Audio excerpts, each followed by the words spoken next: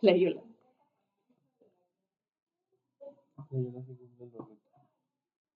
Sí.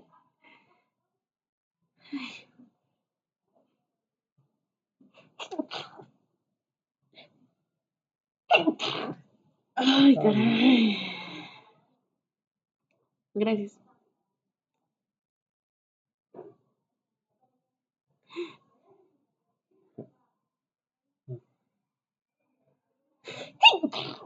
Ay, Dios. ¿Ya se puede observar la presentación?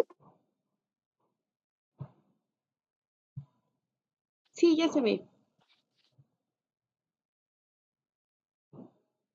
Ay, alergia. Ay, profe, que se ve tan chiquita.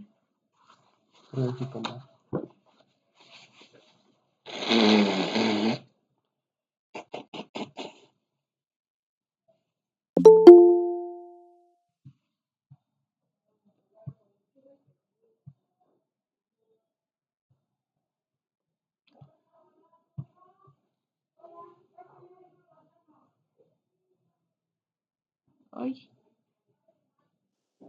Bueno, buen día. Soy López Jaime Ingrid Vanessa. Les voy a hablar acerca del envejecimiento musculoesquelético. Bueno, este es el índice de el contenido que es lo que vamos a ver. Y bueno, a manera de introducción, el envejecimiento musculoesquelético va a ser un proceso fisiológico progresivo y que va a ocurrir de forma multifactorial, que va a ocurrir con la edad y va a estar caracterizado por una pérdida de masa muscular, disminución de la fuerza, cambios en huesos, articulaciones y tejido conectivo. Y esto no está plenamente relacionado con lo que son enfermedades, sino con, pues básicamente son cosas que van apareciendo con la edad. Bueno, en cuanto a los factores que van a influir, pues principalmente va a estar relacionado con lo que es la disminución de fibras musculares de tipo 2, que básicamente van a ser las responsables de movimientos rápidos y de la fuerza también. Y bueno, este proceso no ocurre obviamente de forma aislada, sino que también depende de otros factores, como lo son pues la nutrición, el nivel de actividad física que realice la persona, pues obviamente la movilidad, presencia de enfermedades crónicas también. Y bueno, esto nos puede explicar bien por qué el envejecimiento pues no se presenta de igual forma en todas las personas. Pero bueno, para empezar a hablar un poquito más, tenemos que conocer primero lo que son las fibras musculares. Bueno, tenemos, digamos, dos clasificaciones de fibras musculares. Una se va a dividir en dos partes. La primera va a ser las fibras de tipo 1, que también se les conoce como lentas oxidativas, y tiene como característica que van a ser de contracción lenta, van a generar poca fuerza y también van a ser muy resistentes a la fatiga. Estas, bueno, físicamente son rojas y también van a ser ricas en lo que es mioglobina y van a ser pequeñas. Su metabolismo va a ser oxidativo y aeróbico y las vamos a encontrar más que nada en lo que es musculatura tónica o de postura. Y bueno, una de las características de estas fibras es que tienden a acortarse. Y bueno, las afectaciones bueno, básicamente las funciones de este tipo de fibras, pues es mantener la postura, no sé, actividades que se realizan pues de forma prolongada, como lo puede ser el caminar o el estar de pie o hasta la respiración. Y las afectaciones que van a tener con el envejecimiento es que, bueno, primero estas van a ser las fibras más afectadas, van a generar una atrofia ligera, va a haber una disminución de la eficacia mitocondrial también, va a haber una menor capacidad oxidativa y también va a haber una reducción de la fuerza y pero aún así, a pesar de que haya una reducción de esta fuerza, pues se va a poder mantener lo que es su función. Y básicamente las consecuencias clínicas que esto puede tener, pues es que a pesar de que se conserva un poco la postura y hay actividades que se pueden realizar que son básicas, pues los adultos empiezan a caminar pues un poquito más lento, a lo mejor pueden estar un poquito más erguidos, esas son como las características clínicas.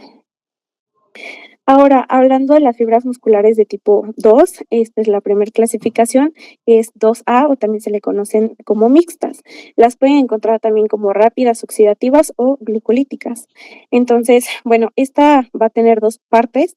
La primera es que Em, bueno, estas van a ser de contracción rápida, van a tener una resistencia como intermedia a lo que es, la fatiga y su metabolismo de estas, la característica es que es clínico, es mixto, perdón, es aeróbico y anaeróbico.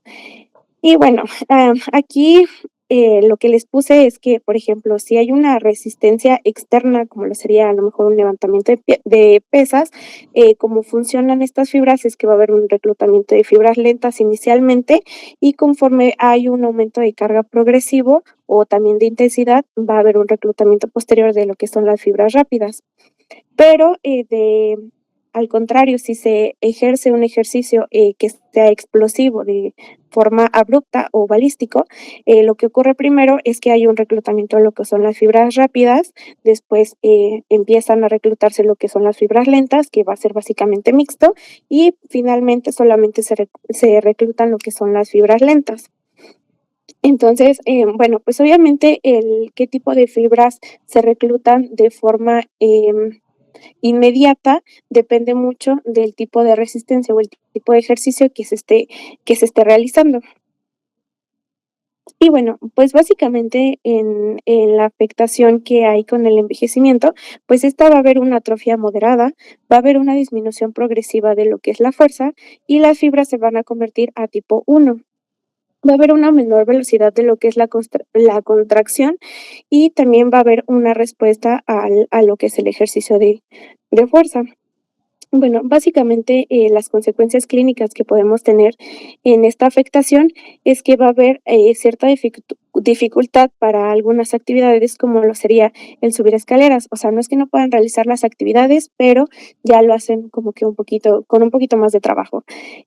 También, hay un cambio de ritmo, a veces ya hay un poquito más de dependencia para realizar ciertas actividades, y también hay una afectación en cuanto a el caminar rápido. Ya, pues sí, de igual forma como la anterior, pues caminan un poquito más lento. Bueno, y por último tenemos las fibras, musculares de tipo 2B, o también se les conocen como rápidas, blancas y glucolíticas. Bueno, estas fibras van a ser de una contracción rápida, van a generar mucha fuerza y se van a agotar muy rápidamente. Esta, su característica es que tienen menor mioglobina y van a ser de gran tamaño. Su metabolismo va a ser glucógeno y anaeróbico, y la ubicación la vamos a encontrar mayormente en lo que es la musculatura fásica o también del movimiento.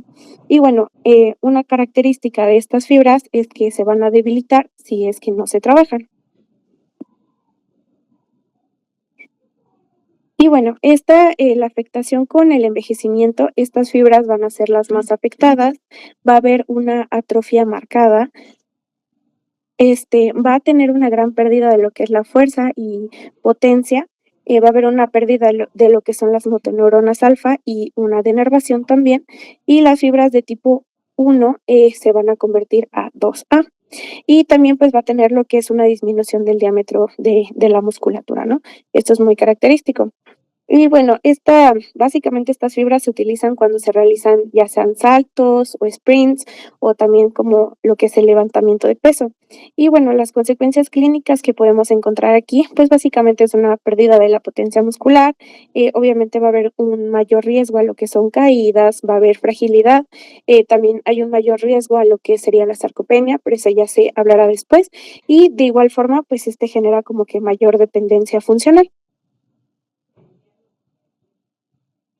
Bueno, ahora, ya metiéndonos un poquito más de lleno en cuanto a los cambios, los primeros cambios que tengo en clasificación son los cambios musculares. La primera es ultraestructurales. Pues básicamente vamos a encontrar depósitos de lipofuscina, que básicamente va a ser un pigmento que vamos a encontrar de forma intracelular y va a ser como color amarillento. Y bueno, se forma por lo que es el estrés oxidativo crónico o también como el daño a proteínas y lípidos celulares. Y bueno, también va a haber una reducción de lo que es el tamaño y número de miofibrillas. Aquí va a haber una menor densidad dentro de lo que es la fibra muscular y va a haber pues una reducción de este diámetro. Y obviamente clínicamente se va a traducir como que hay una menor fuerza o alguna o menor potencia muscular. Después tenemos el aumento de lo que es la actividad del aparato de Golgi y también vamos a tener lo que son alteraciones en el sistema enzimático, lo que puede ser el lactato deshidrogenasa, este, pues el glicerol 3-fosfato deshidrogenasa y el trifosfato deshidrogenasa. En estos cambios musculares va a haber una disminución que va a ser aparente de hasta el 50% de lo que es la actividad muscular. Sí. Permítame un momento, por favor.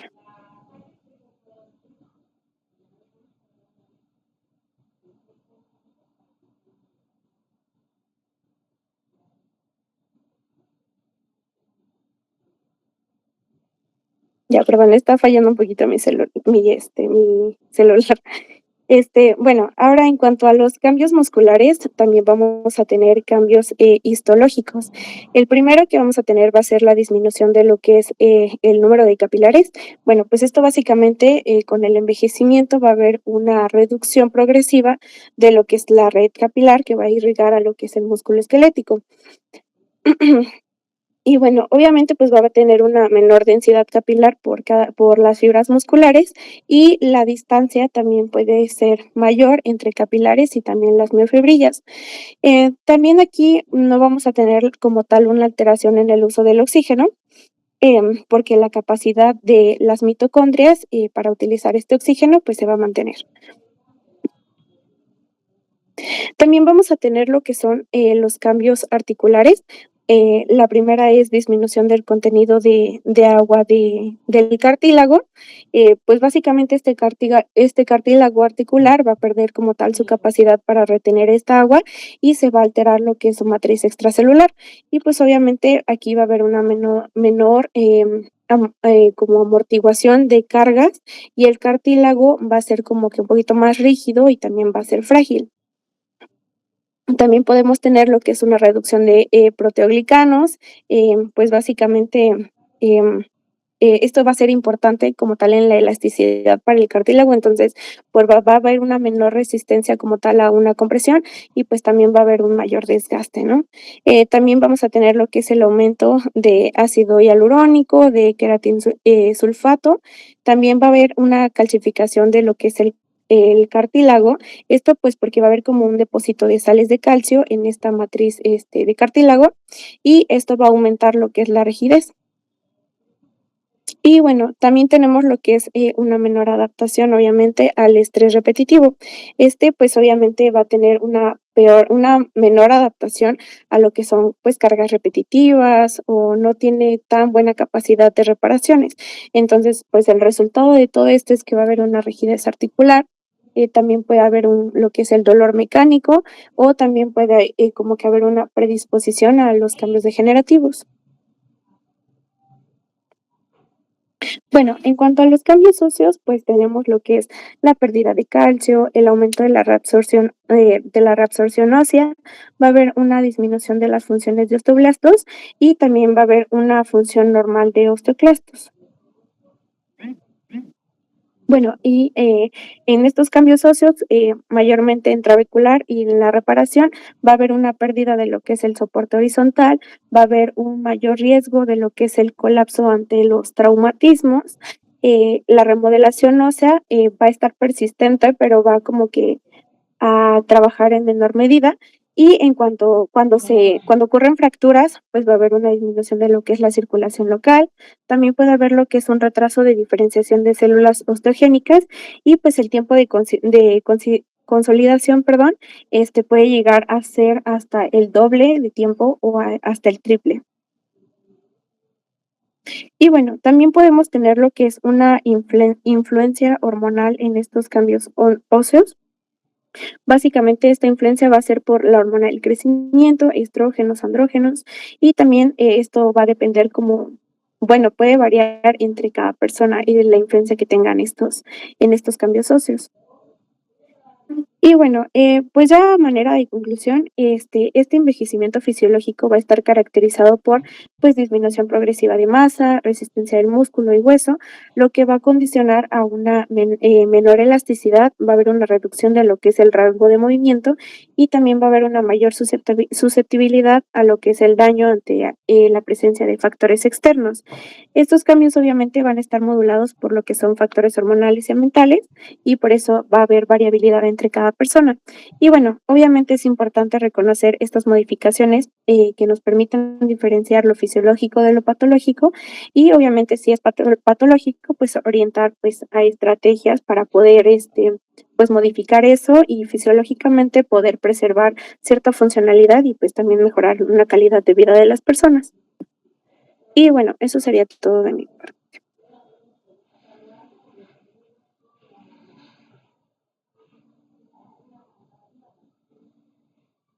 Ay, se me durmió la pierna.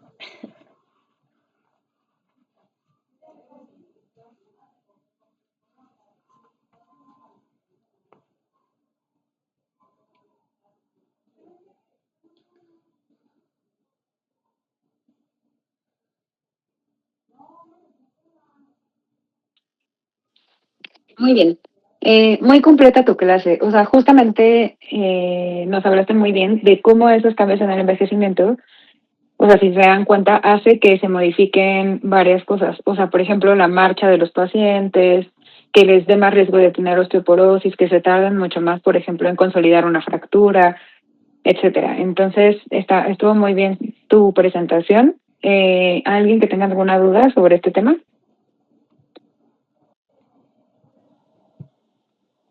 No, doctora.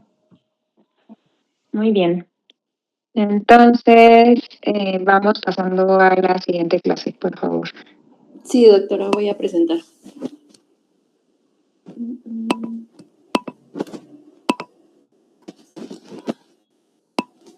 Listo, ya se ve, ¿no? Bueno, yo les voy a hablar sobre el envejecimiento renal. Vamos a tener que el envejecimiento renal es un proceso fisiológico, progresivo y heterogéneo. Se va a caracterizar principalmente porque vamos a ver pérdida de masa renal, sobre todo en la parte cortical, disminución del número de nefronas funcionales, lo cual a su vez nos va a llevar a desarrollar diferentes procesos fisiológicos en los adultos mayores y una reducción de tasa de filtración glomerular, precisamente porque se va perdiendo esta masa renal, ¿no? Y vamos a tener una menor capacidad de adaptación al estrés, lo que puede pues generar isquemias. También vamos a ver que a los adultos mayores, bueno, a las personas mayores se les maneja de forma diferente los fármacos y también la deshidratación. Y como nota personal, no todas las personas, bueno, no todos los adultos mayores pueden tener RS, pero todas las personas mayores tienen una menor reserva renal, por eso hay que tenerlos en cuidado, observando. En los cambios... Oye, no, perdón que te interrumpa, es que se ve solo, bueno, se ve todo lo que es el Canva, no se ve como la presentación completa. Ay, ya se ve.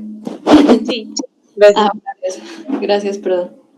Ok, entonces vamos a tener en los cambios anatómicos, el peso renal va a bueno, tengo del lado izquierdo, cómo se ve el riñón de un adulto joven y del lado, izquierdo, izquierdo, riñón de adulto joven, derecho, riñón de adulto mayor, ¿vale?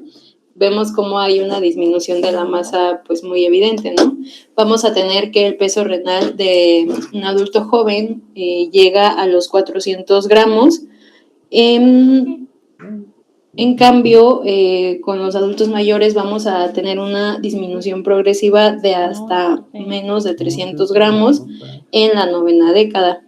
Vamos a tener que la pérdida de masa, principalmente como lo había mencionado al inicio, va a ser del lado cortical. El riñón envejecido va a ser más pequeño, más irregular, con menor densidad funcional.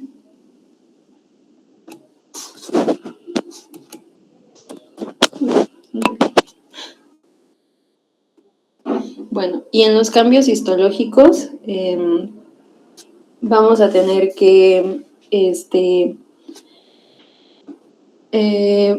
con el envejecimiento va a ocurrir un proceso de esclerosis glomerular global. Esto significa que va perdiendo la estructura funcional debido a microisquemias crónicas, por lo mismo de los cambios vasculares, que yo supongo que vamos a ver más adelante en la materia.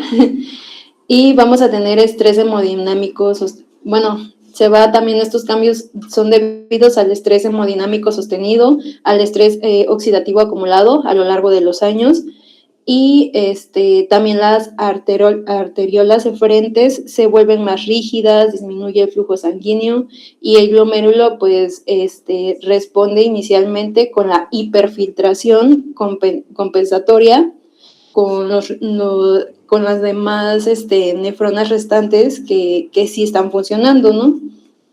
Entonces, todo este daño de la hiperfiltración va a generar un daño estructural y fibrosis, además de que se va a observar que la reduplicación de la cápsula de Botman, que esta pues se va a manifestar con una remodelación secundaria a un daño crónico. Entonces vamos a tener que el aumento progresivo con la edad, al aumento progresivo con la edad va a ir por lo menos del 5% a los 40 años y del 10 al 30% en la novena década del año. Y como resultado final podemos tener una glomerulopatía. Y en algunos otros cambios histológicos que vamos a tener, en las arteriolas va a ocurrir una hialurosis arteriolar. Esto se va a deber a que el depósito progresivo de proteínas plasmáticas en la pared vascular, secundario a los cambios que, como ya vimos, va a haber en la permeabilidad endotelial, en el estrés hemodinámico crónico, en los procesos inflamatorios, que están directamente relacionados con el envejecimiento, va a causar un estrechamiento de la luz vascular, lo cual va a aumentar la resistencia vascular renal. Y al aumentar la resistencia, disminuye el flujo plasmático y esto se va a dar especialmente en la corteza. Y también vamos a tener que en los túbulos, aquí en esta parte, se va a dar una atrofia tubular focal. Esto va a suceder porque hay menor perfusión y porque hay menor estímulo funcional por pérdida de nefronas, como lo venía mencionando. Y también porque se acumulan productos del estrés oxidativo. También vamos a observar depósitos de lipofusina, que es un pigmento asociado al envejecimiento celular, producto de la peroxidación lipídica. Esto va a reducir la capacidad de reabsorción y secreción tubular. Esto quiere decir que el riñón envejecido no solo filtra menos, sino que también reabsorbe y secreta con menor eficiencia. Y en el espacio intrínseco va a aparecer fibrosis intersticial, esto debido a la activación crónica de fibroblastos, liberación de citocinas y también de la remodelación tisular progresiva. La fibrosis intrínseca va a alterar la comunicación entre los túbulos y los capilares peritubulares, perdón, lo que va a ser más propicio al daño renal, ¿no?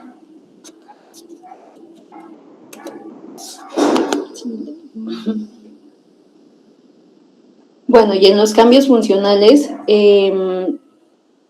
esto va a ser como consecuencia de todos estos cambios estructurales que mencioné anteriormente.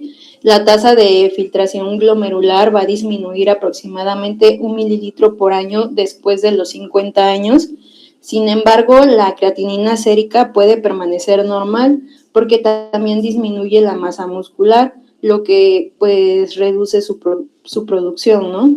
Por eso, la creatinina normal no siempre nos va a indicar como como un indicativo de que no haya daño renal.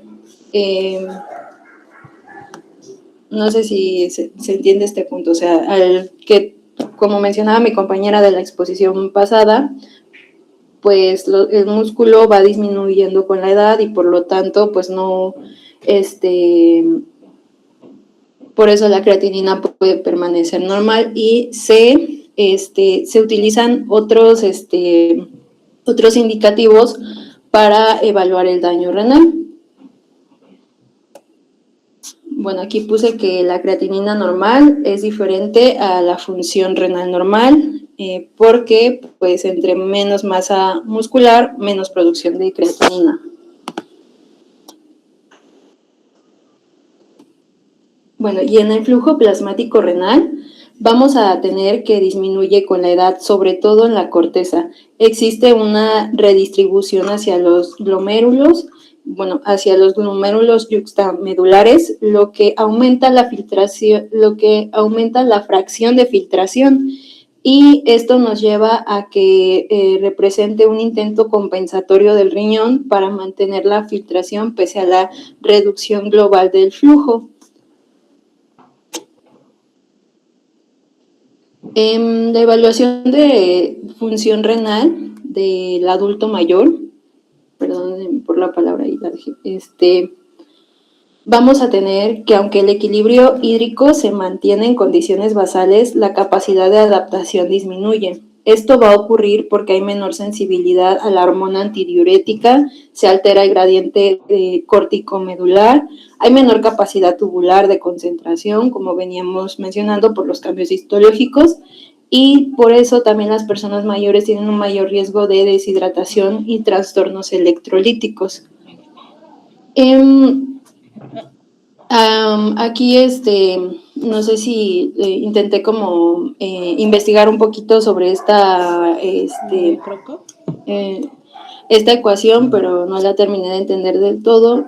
No sé si la doctora podría explicarnos un poquito de esto.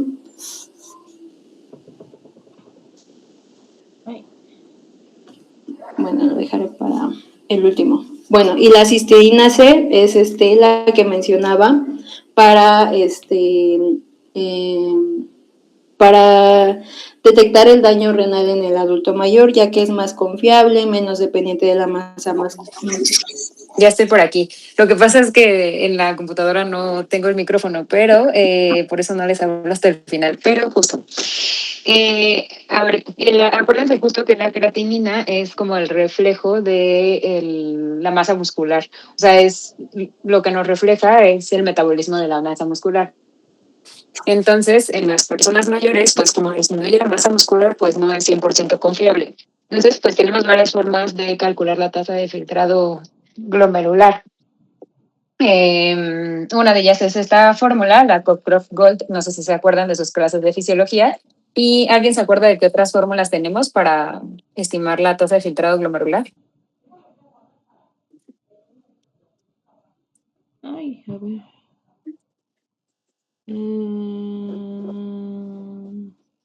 ¿Puedes repetir otra vez, doctora? ¿Alguien se acuerda qué otras fórmulas existen para estimar la tasa de filtrado glomerular en las personas? Aparte de esta de Cockcroft-Gold. La de MDRD4. Pues es da como inversa la de depuración de creatinina. Bueno, o sea, se puede utilizar la depuración de creatinina, pero bueno, ahí justo por ejemplo, hay un punto muy importante. En las personas mayores siempre hay que valorar que realmente se realice una adecuada recolección de orina, porque muchas personas tienen incontinencia urinaria, entonces eso hace que se alteren los resultados. Entonces, pues por eso hacemos también algunas fórmulas que por ahí escuché que alguien dijo seca de EPI o algo por ahí. Pero si es seca de EPI, es una de las fórmulas que ocupamos para calcular o estimar la tasa de filtrado, Cockcroft Gold, cistatina C. Bueno, es que existe seca de EPI, que si buscan la fórmula, tienen que poner el valor de creatinina o pueden utilizar cistatina C. Entonces, el mejor o la mejor fórmula de estimar la tasa de filtrado glomerular en las personas mayores es con seca de EPI y cistatina C. O sea, es la mejor fórmula para que podamos tener una tasa de filtrado glomerular pues más acercada a la realidad. Y la de Cockcroft Gold, generalmente esa se utiliza, o sea, generalmente en la práctica médica no la utilizamos tan comúnmente.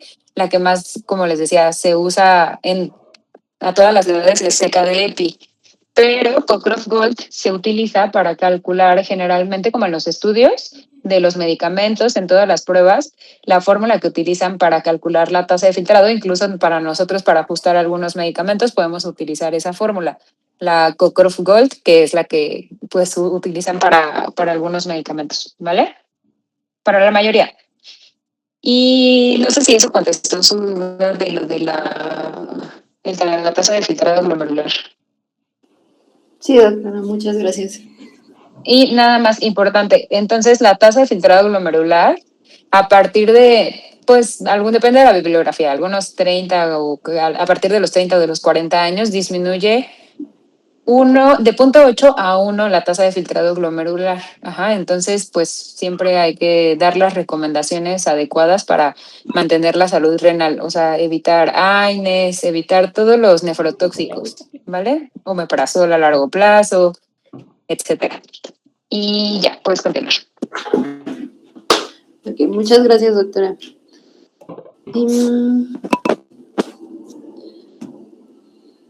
Bueno, como venía mencionando, en la homeostasis hídrica y electrolítica, pues vamos a tener que el agua y el sodio se va a mantener en condiciones basales, pero va a disminuir la capacidad de adaptación ante la deshidratación, como ya mencionaba, porque hay menor sensibilidad a la hormona antidiurética, la sobrecarga hídrica y cambios bruscos de sodio. En los electrolitos hay mayor riesgo de hiponatremia, hipocalcemia y hipercalemia, especialmente pues como lo mencionaba la doctora, cuando se están utilizando ARAS de tipo 2 y AINES. Y pues aquí tengo una pequeña imagen donde menciona precisamente la pérdida de la sensación de sed, ya que hay mayor secreción de PNA y también hay mayor sensibilidad al ADH. Y pues también tenemos que hay una menor capacidad renal, precisamente por lo que ya venía mencionando de los cambios histológicos y menores depósitos de agua debido precisamente a la pérdida de masa magra o al aumento de masa grasa.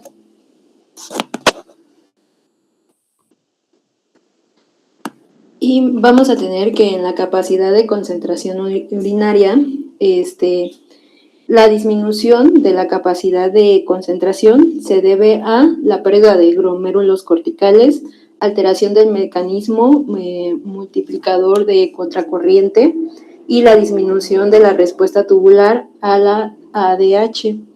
Esto pues explica la mayor frecuencia de la nocturia y pues también los predispone a la deshidratación y a infecciones urinarias.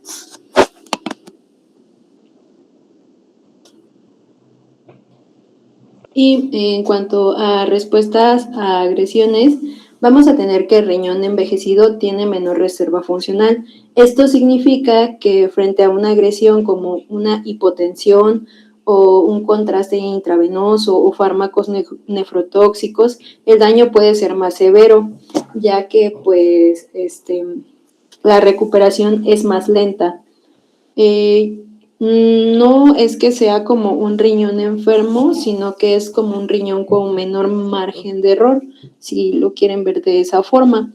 Y vamos, y pues sí. Y bueno, lo que no es normal en un riñón envejecido, ya que a pesar de la disminución de masa, de los cambios histológicos, de todo lo que veníamos viendo, estos datos sí pueden ser patológicos no atribuibles a la edad, como la proteinuria, la hematuria, la esclerosis focal y segmentaria y los infartos renales y enfermedad renal terminal. Pues mañana es el viernes, ¿no?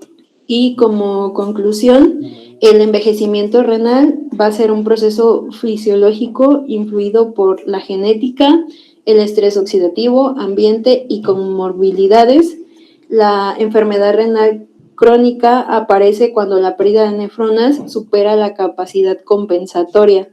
Por eso, en personas mayores es prescindible, no se puede prescribir sin ajustar la dosis porque pues puede tener consecuencias graves, como ya lo venía mencionando, hay fármacos que pueden llegar a ser nefrotóxicos y hay que tener un poquito más de cuidado con esto.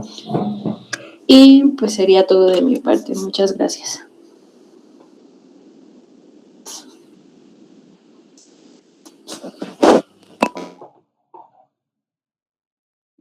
Suena como un golpe a la boca. Muy bien. Ya les digo que tengo que estar aquí cambiando entre la compu y mi celular. Pero está bien la presentación, o sea, justo eso es lo importante. También diferenciar, o sea, si hay enfermedad renal crónica, o sea, no solamente vamos a tener alteraciones en la creatinina, por ejemplo. O sea, hay personas que, por ejemplo, pueden llegar a tener 90 años y tener 1.8 de creatinina o hasta 2. Y eso no significa que tengan enfermedad renal crónica. Habría que estimar la tasa de filtrado glomerular y ver, por ejemplo, otros valores, como por ejemplo la urea. Y ahí sí, o sea, ahí sí no hay una forma de que se eleve la urea y que creamos que no tiene enfermedad renal. O sea, ahí sí hay que descartando o que tenga lesión renal aguda.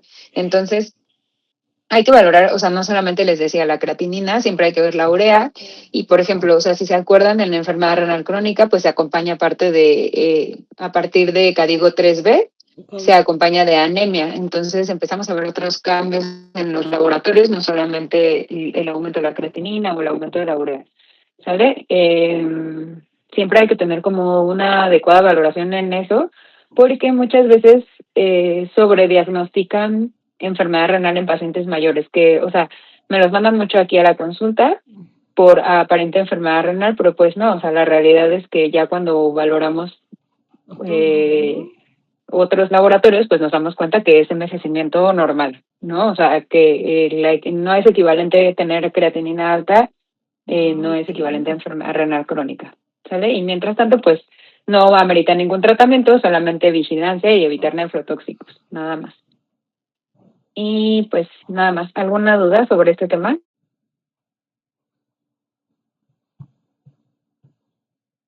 No, doctora, ninguna. Muy bien, vamos con el siguiente. Sí, doctora.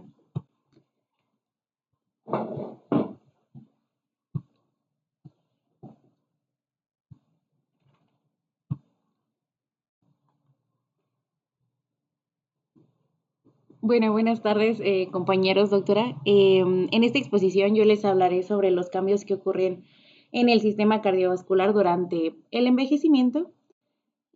Y bueno, para comenzar, una breve introducción, el cual pues les explico qué es el envejecimiento cardiovascular y pues prácticamente es un proceso fisiológico progresivo que afecta tanto pues al corazón como a los vasos sanguíneos. Algo importante aclarar es que no se trata de una enfermedad en sí misma, sino de los diversos cambios estructurales y funcionales propios, pues que ocurren por la edad, vaya, ¿no? Y sin embargo, estos cambios disminuyen lo que va a ser la reserva funcional del sistema cardiovascular y también que van a provocar, pues aumentan el riesgo de desarrollar enfermedades como lo son la hipertensión, la insuficiencia cardíaca, las arritmias y pues también puede darse la cardiopatía isquémica en el adulto mayor. Entonces, hablándoles de los cambios vasculares asociados al envejecimiento, en primer lugar tenemos a los grandes vasos. ¿Qué vamos a observar en estos grandes vasos? Va a haber un aumento de rigidez, así como un incremento en el peso y en el grosor de sus paredes debido a un depósito de grasa y calcio que va a recibir. Y a este proceso comúnmente se le denomina lo que es la arteriosclerosis del envejecimiento. Entonces, también vamos a encontrar que va a haber pérdida de elasticidad, especialmente en lo que va a ser la aorta, y esto que va a generar, pues provoca que ésta se comporte como un tubo rígido. Y la aorta, al comportarse como un tubo rígido, lo que va a generar es un incremento de la onda de flujo y pues se va a elevar nuestra presión arterial sistólica. Entonces, para que la presión diastólica se pueda mantener estable, lo que va a hacer el organismo es que va a aumentar la frecuencia cardíaca, pero ¿qué pasa? Que si esto no ocurre, pues se produce un aumento de la presión diferencial, en este caso. Pero más adelante les voy a hablar un poquito más de esto. Ahora, hablando de los cambios que van a haber en los vasos de menor calibre, en estos vasos también se van a presentar diferentes modificaciones. En este caso, vamos a tener rigidez, dilatación y tortuosidad.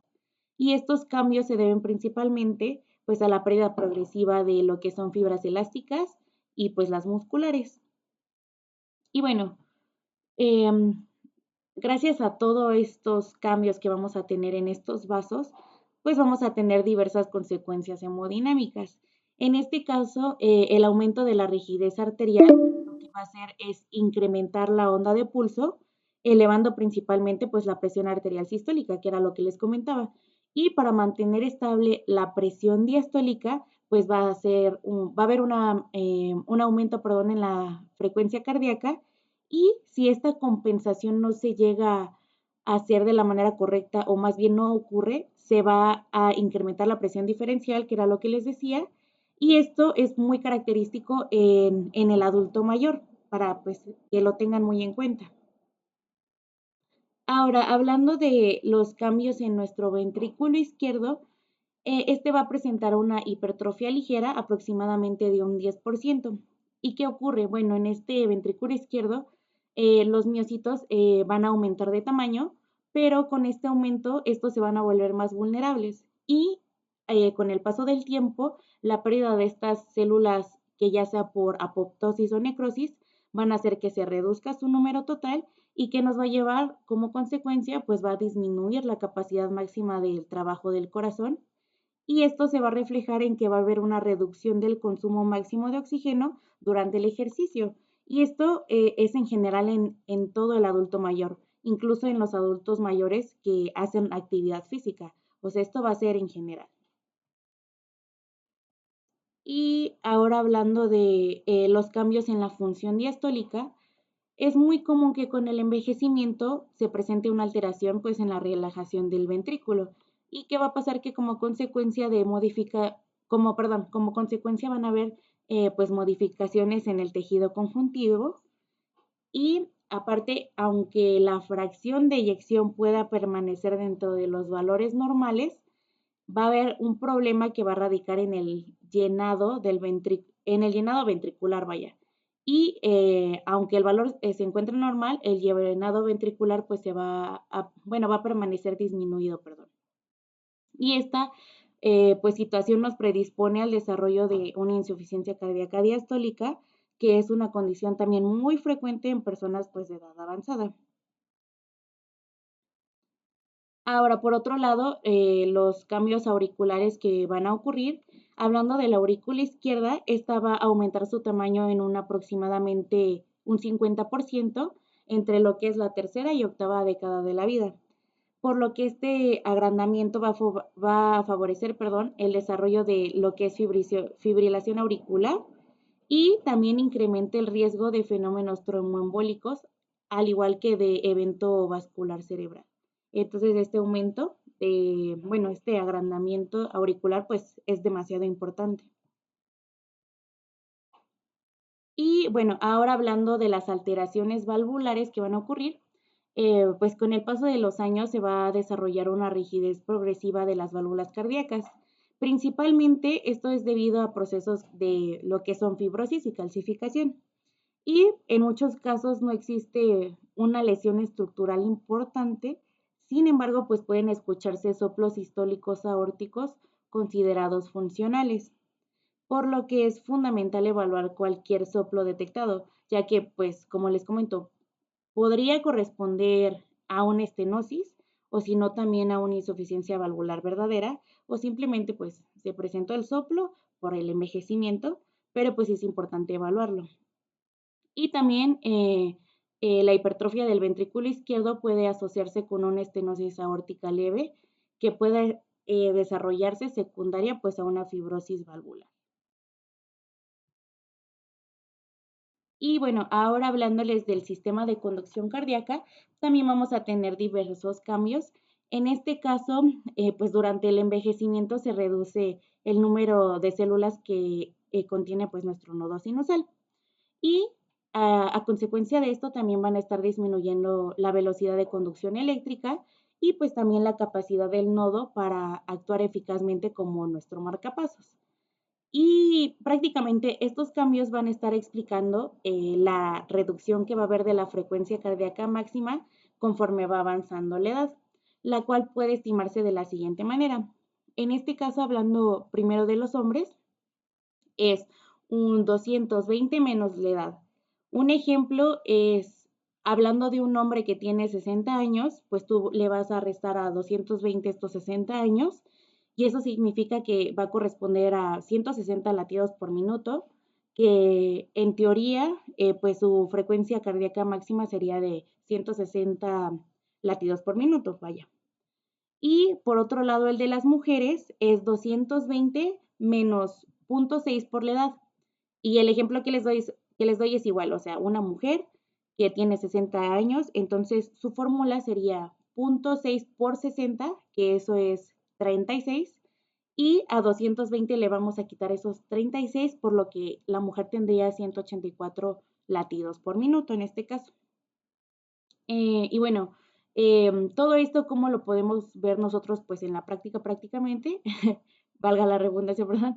Que conforme va aumentando la edad de la persona, pues el corazón tiene menor capacidad de acelerarse al máximo. ¿Y qué pasa? Pues que también hay una menor reserva cardíaca, al igual que la tolerancia al ejercicio intenso, pues disminuye, ¿no? Bueno, eso es como lo importante de la conducción cardíaca, pero también vamos a tener diversos hallazgos electrocardiográficos frecuentes. En este caso, los principales son que podemos ver alguna enfermedad del seno auricular, fibrilación auricular, bloqueos de rama o también extrasístoles, pero también podemos tener ondas Q patológicas que estas nos indican a lo mejor algún infarto antiguo. Y es importante destacar que hasta el 40% de los infartos que han ocurrido en adultos mayores pueden presentarse sin síntomas típicos, es decir, que a estos infartos se les conoce como infartos silenciosos. A lo mejor la persona no ni siquiera sabe o sabía que tuvo un infarto, vaya, pero lo podemos ver reflejado en este hallazgo electrocardiográfico. Y por otro lado, bueno, ¿qué implicaciones clínicas podemos tener? Pues este envejecimiento cardiovascular conlleva una reducción de la reserva funcional del corazón ante situaciones de lo que generalmente pues es estrés físico o una enfermedad aguda. ¿Qué pasa? Pues que esto aumenta la vulnerabilidad a descompensaciones hemodinámicas, vaya, y en esta población es muy frecuente encontrar pues la conocida hipertensión arterial sistólica, insuficiencia cardíaca con fracción de eyección preservada, también las arritmias, especialmente pues por fibrilación auricular. Y bueno, pues por ello es muy importante realizar una valoración geriátrica pues integral que incluya absolutamente todo, ¿no? Análisis del estado funcional, análisis cognitivo, presencia de comorbilidades y también de polifarmacia pues en estos adultos mayores. Y bueno, ya para terminar, darle un cierre, pues este envejecimiento del sistema cardiovascular va a comprender diversos cambios fisiológicos que afectan tanto a los vasos sanguíneos, al miocardio, a las válvulas y al sistema de conducción, que son todos los que ya les comenté.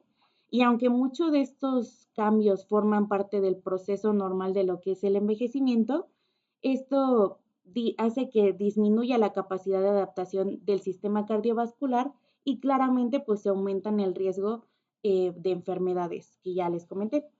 Por lo que es muy importante hacer la evaluación integral orientada no solo al tratamiento de la patología, sino también a preservar la funcionalidad de nuestro corazón y también la calidad pues del adulto mayor. Y pues al menos por mi parte sería todo. No sé si tengan alguna duda.